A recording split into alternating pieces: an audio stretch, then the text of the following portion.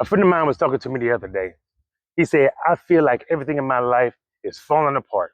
And I looked at him and I said, everything? He said, yeah, just feels like nothing is going right. So I started asking him some questions. Are your kids okay? He said, yeah. I said, do you still have a roof over your head? He said, yeah. I said, you got food in the fridge? He was like, yes. I was like, I know you didn't get fired. You still got your job, right? He was like, yeah. So I looked at him and I said, if all these things are true, then why are you so convinced that everything in your life is falling apart? It seems like the most important foundations are still standing. He didn't have an answer. But see, this is what your mind does. It doesn't always tell you the truth. It tells you the worst version of it. You have one bill, now you're acting like you broke. You have one argument, now you're thinking your whole relationship is over. You make one mistake, and all of a sudden, you calling yourself a failure. And Lord knows, don't have one bad week. Now, your future don't even exist anymore. But this makes no sense.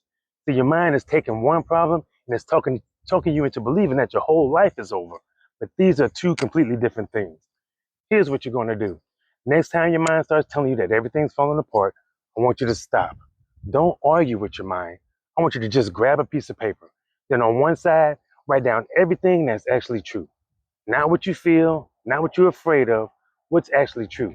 Then on the other side, write down everything that your mind keeps telling you. Then I want you to compare the two. Because a lot of times, you're going to realize that your mind has been adding details that the facts never gave it. This is how you're going to take your power back. You're going to stop reacting to the story and just start responding to the truth. Because if you don't, your mind is going to have you fighting battles that don't even exist. And if you're fighting battles that don't exist, you will never have the energy to fight the ones that actually do.